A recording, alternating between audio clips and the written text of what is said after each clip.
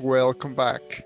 In this episode, we are going to cover how Autodesk Inventor can take your regular mates and convert them into joints in the dynamic simulation environment on an automatic way.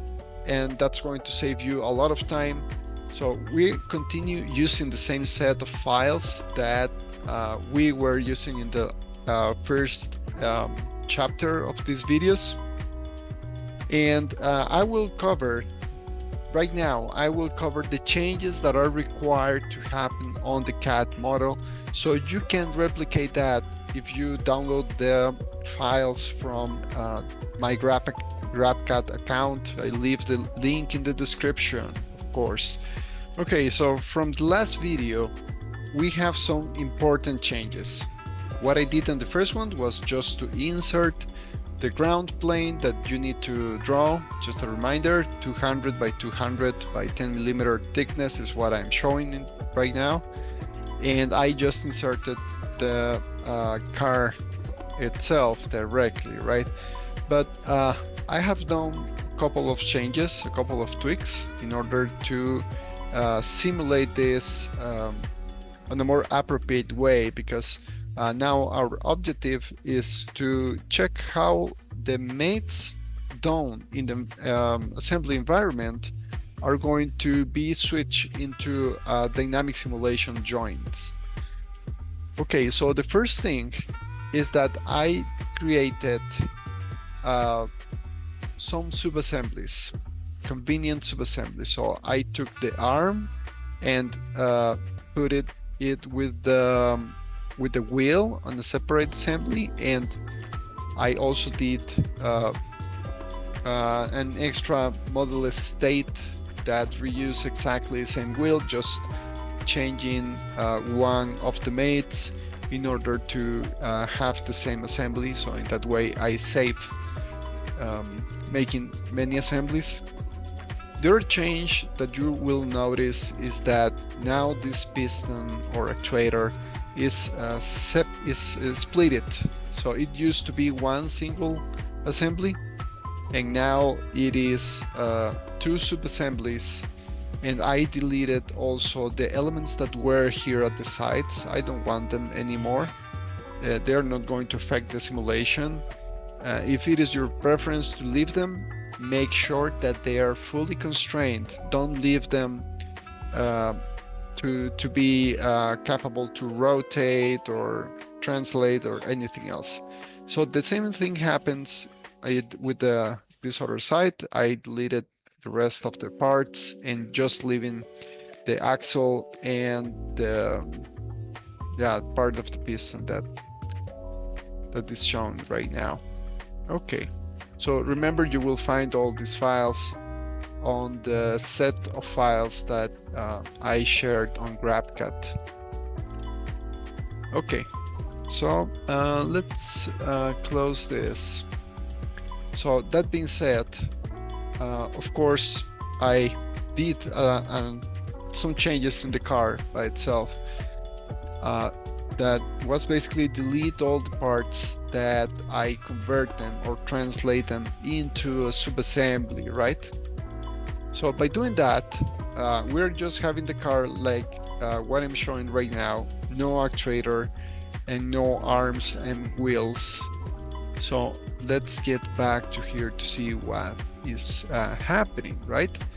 So now we have the ground, we have the car, we have one side of the actuator, the other side of the actuator, and in between them there are simple mates. So for example, I'm not constraining, let me see, okay, yeah, so I'm constraining this one in this direction, so it is within this hole, and in this other direction, so the piston is aligned.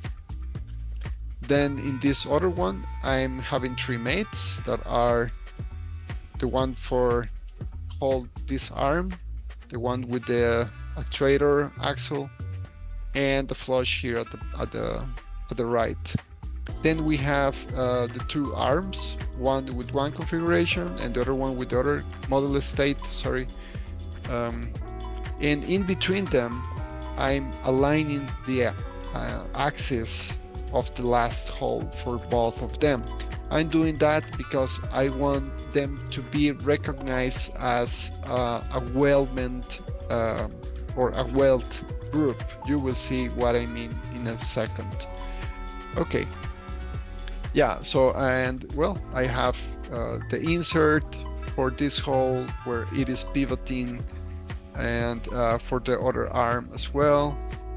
So yeah, so currently if I ground the car, I can drag this, right? So, and in a crazy way, it is not constrained by so much. I will return the position. My reference is that this snap fit geometry is kind of, it should be respected this day, something like that. Yeah, just a visual thing. It should be around 19 millimeters from the base, from here to this other, yeah, 19 millimeters. That's totally fine. No stress about that distance to be perfect right now. And of course, I'm adding some tilting to the position of the car so it can drop not precisely on the four wheels on a single movement, right? Okay, so that's the mates that are on this assembly. I will also open here this so you can see how many of they we have and what they are. So it is very simple.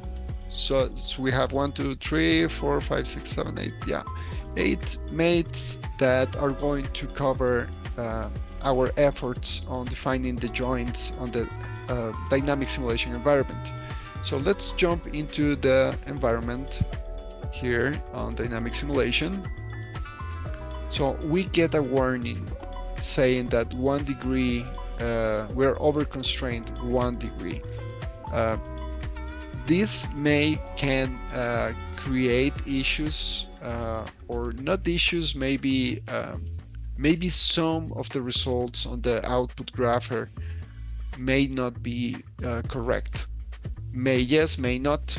So you need to have some understanding on understandings on the physics and the magnitudes of the forces that you are going to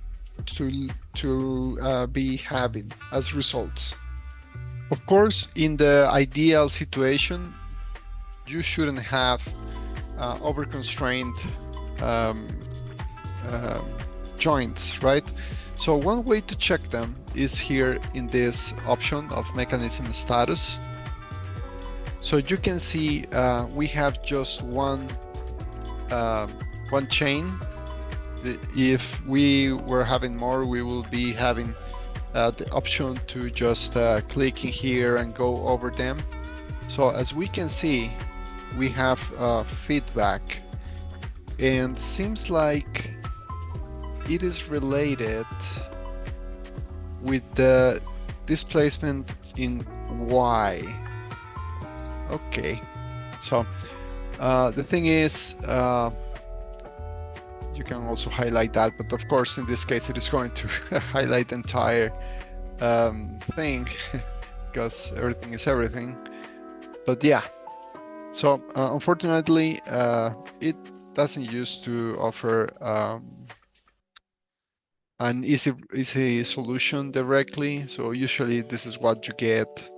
No joint solution can be proposed, but you can go modify your mates and try to get rid of this. But let me tell you, it is hard when you have two, let's say for example in this case we have two arms and one axle that it is expected to be handling from both sides. What happens is that I create them, and this is the moment when I mention that, I create them on a way that they are going to be considered a welded group.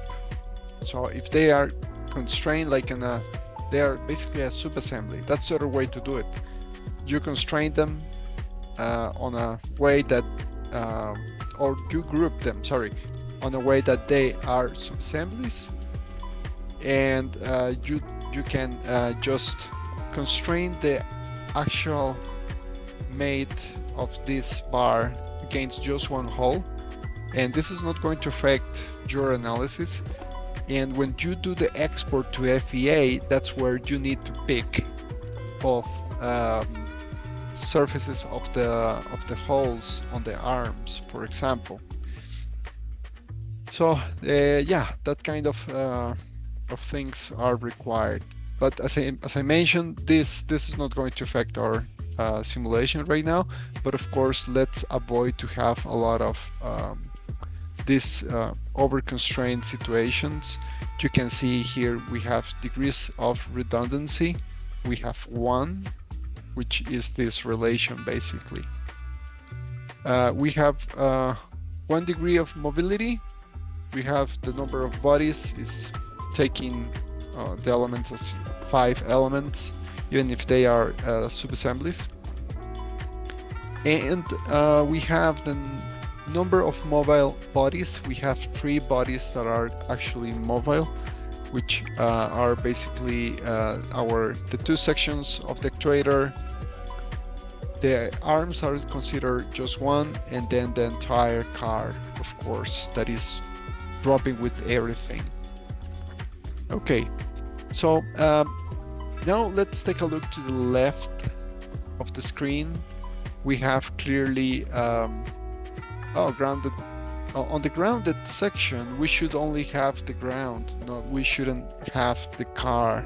So I forgot to release the car.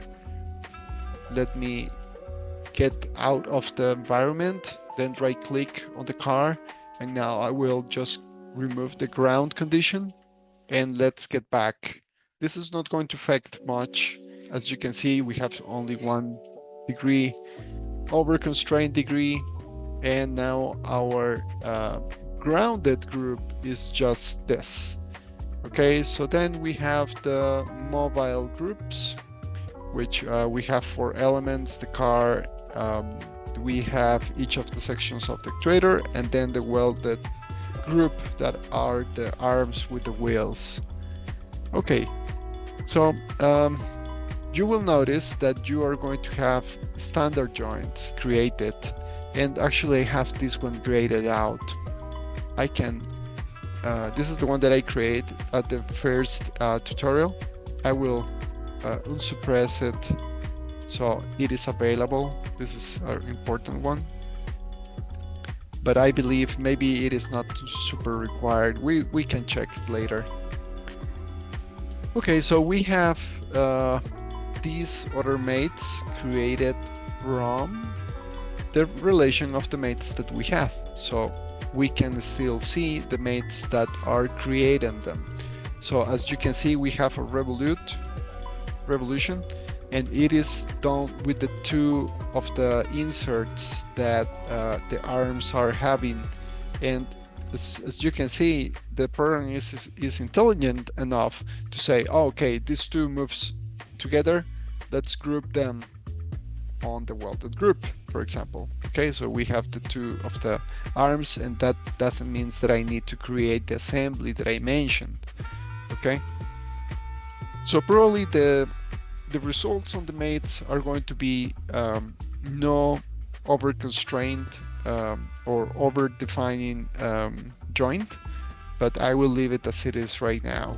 Okay, then we have this revolution that is the one that is making some issues, but it is basically this axis, and I don't want to remove it, to be honest. So you can try by suppressing 1, or yeah, no, it doesn't seem to be a good idea. So I will push that back. There you go. Let's leave it as it is right now. If you double click on it, you will see, actually, yeah, you will see that the only degrees of freedom that this mate is having is a rotation currently. So this is very very interesting. So maybe we don't need it. Let me take a closer look. We have this mate, that is the pivoting point for the two arms. Then we have the axial on the actuator. Then we have this one for this axle at the top of the actuator. Yeah, no, we need it. Yeah, let's leave it as it is. Okay, then we have 3D contacts. I did these contacts previously, but let me pick all them with Shift. And now let's click on properties. So I'm modifying all of them together on a single shot. So as you can see, we have 1000 Newton millimeter on the stiffness of the contact. If we start to see penetration in between the parts, we can increase this number, and that's going to create a larger stiffness, let's say, condition. So the parts are not going to be penetrating each other. And then we have damping, that is basically going to say how much energy is going to be absorbed in the impact or in the action, right? And then we have, of course, friction, which is other of the things that we can include, because we are going to have losses in there. Okay, so I will leave them with the defaults. That's the defaults. Then I have inserted a spring. Yeah, so this spring is exclusive from this environment. If you go out of this environment, it is going to disappear. And the cool thing about it is not only the display, which is just a display, it is that you can modify and play around with the constant of the spring, newtons per millimeter, for example. Here is the free length, that actually is the distance in between these 2 points from where it had been created. If you remember well, back in the video a few minutes ago, I have measured them and I said it should be around 19. So that's it. And then we have a damping. Damping, I would say at least let's use 0.001 Newton second millimeter. This is very important because if not, the spring is not going to stop moving because it is not damping any force. So if you want to see more things about this topic of springs, you can check this other tutorial that I did a few time ago. It is very informative and is going to cover most of the topic. Okay, so let's now just click OK for now.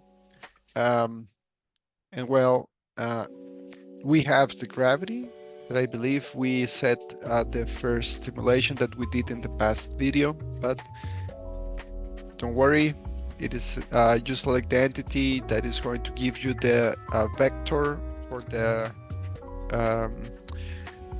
the gravitational force. It used to throw the number of the standard gravity, and you can change the direction, of course.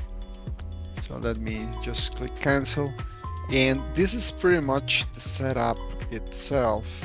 It is going to run very quickly, but I will now we are going to play around with it and see what results we can get. Okay, so I have just clicked OK. There you go.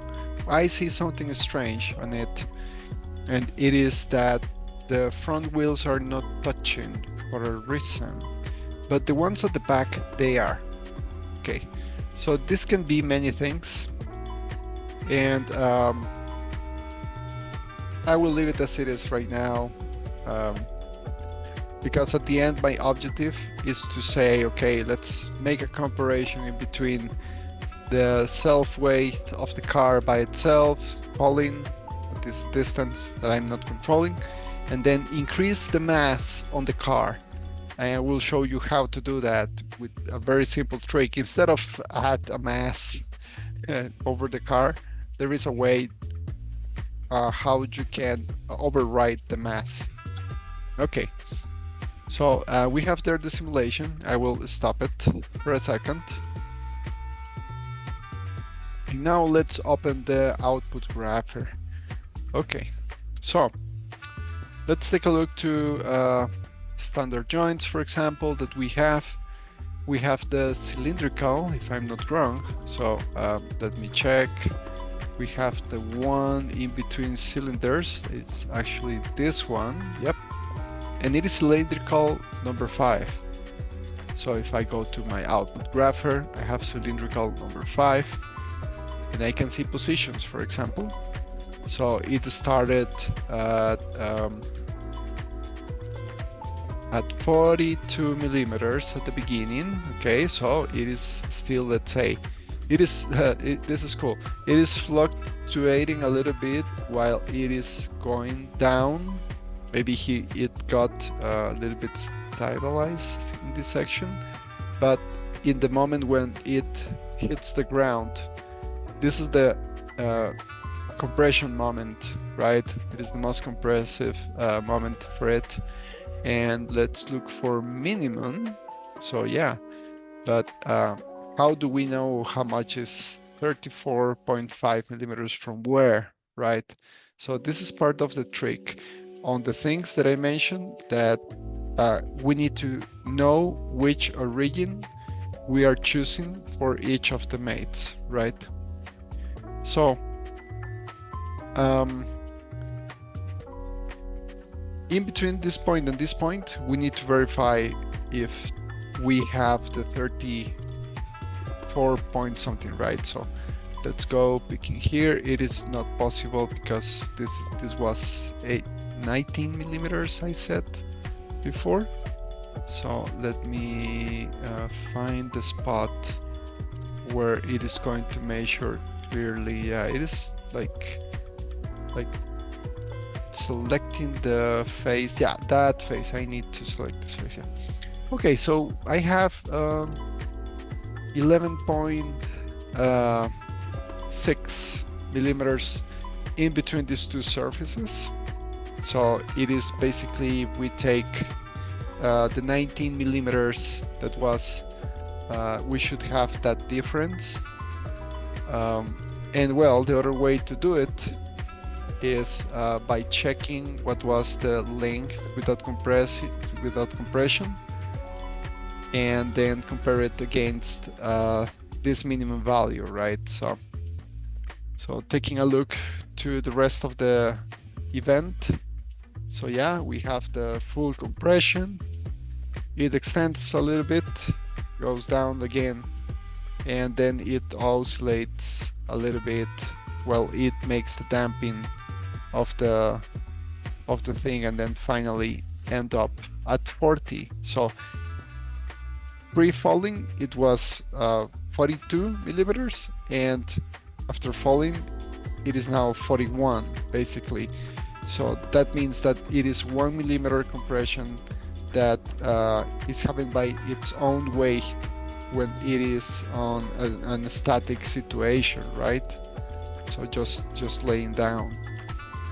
Okay, so this is valuable situation. For example, if we are looking at a real car, for example, that will be important. And of course, other type, there is more information. Okay, so we have the positions on the piston or the actuator, let's say. Then we have velocities of the event. This is awesome. Then we can see the force. So I would say let's look for the max force. It says that it is 3 newtons. Okay, at that moment, and we can compare at the same time. Okay, so the maximum is not precisely the most compressive moment. Maybe we need to take a closer look to exactly what this result means. So let me remove this force and let's jump into the spring itself. and let's look for the force, the total force that we are having. Okay, so the total force is very similar to what we have on the displacement, so that makes more sense. So that's where you need to have a very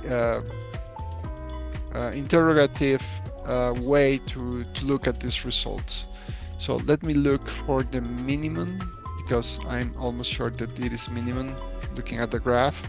So yeah, we have, and this makes sense, 3.9 newtons of force applied by the spring. So if we take the constant of the spring, that it was 0.5 newtons,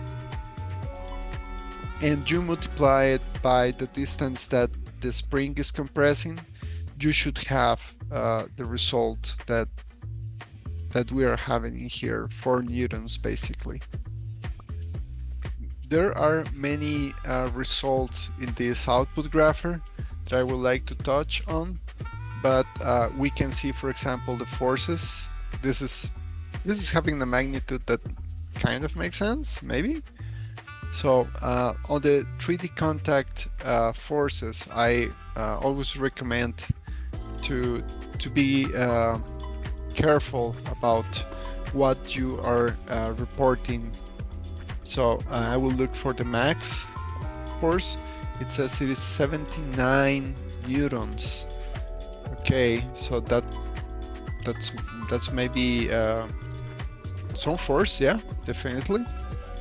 And one of the things that I will now mention that piss me off is a situation that makes me so sad about this module, is that when you have a simulation with 3D contacts, not all the parts can be exported into FEA simulation, for example. So let me, there are two ways to do it. One is by using this button or using this other here at the top on the ribbon. Both makes exactly the same. So as mentioned earlier, for example, I will use this arm. So yeah, there you go. It says the selected part is a non-flexible assembly. So yeah, we need to make it flexible for let it to be exported, because we export forces to only parts, and that's a key thing that you need to keep in count. So anything of the things that we have in here, we can export them because all they are on sub-assemblies. So let me rewind a little bit. I will get back into the regular environment, so the construction environment. So we need to click in this button. There you go. Trained. So I have no doubt that we can set to flexible this one, even if it is not really having a lot of mates.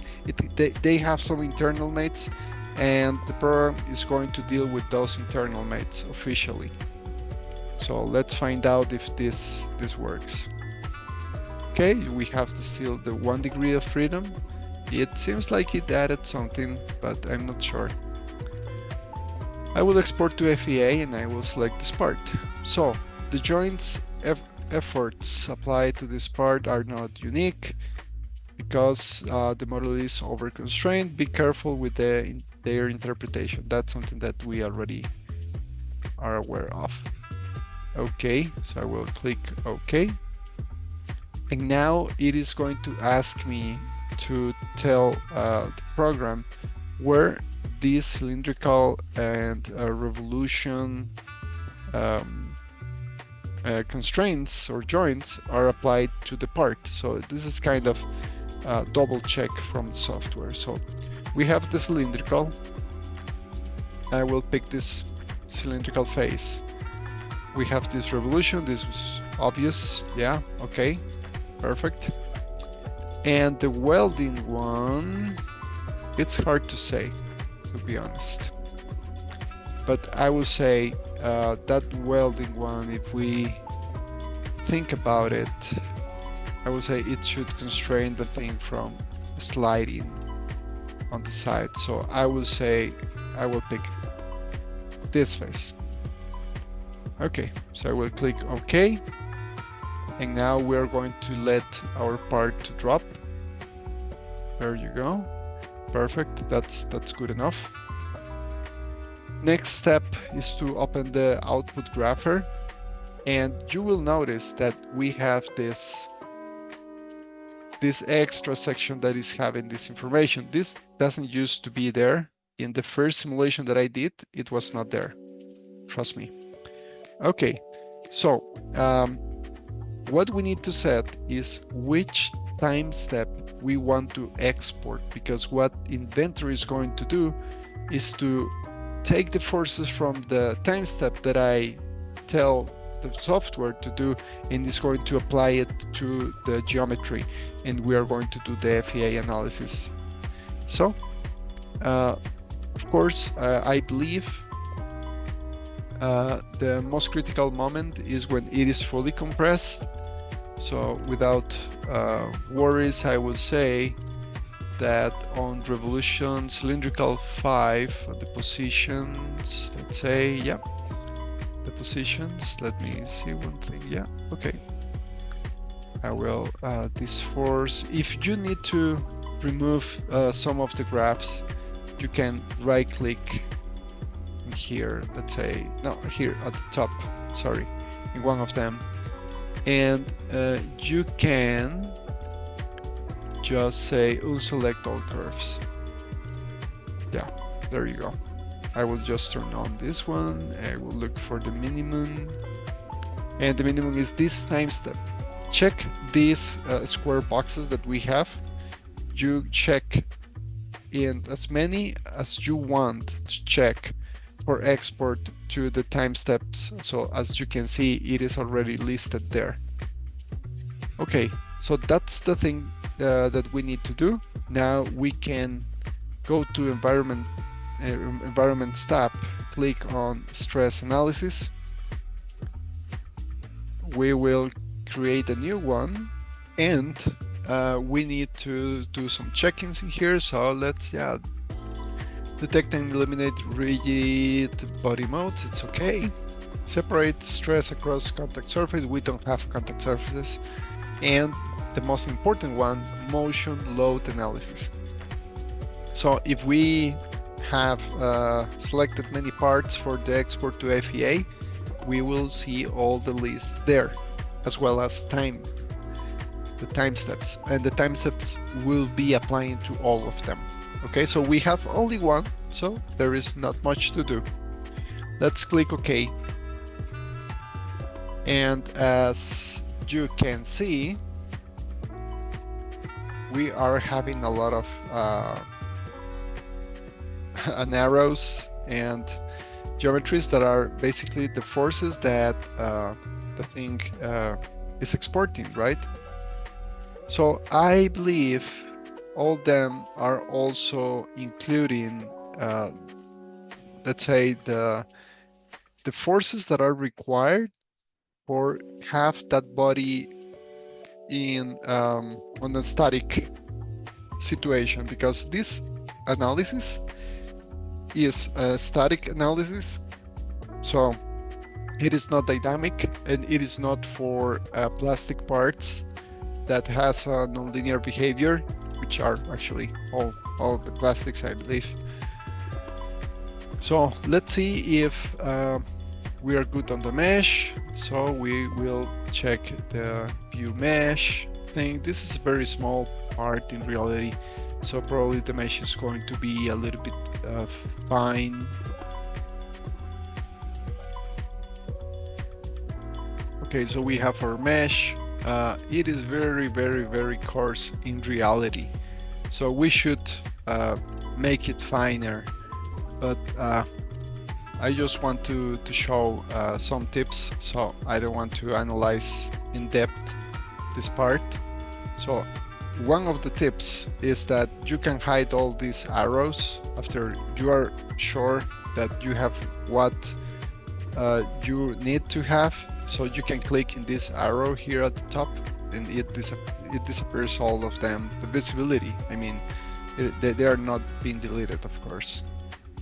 Okay, so the next step will be to just click run on the simulate, but probably we are missing the material, of course. Let me check. Let's click on assign. So this part is, let's click on the modeling to find out.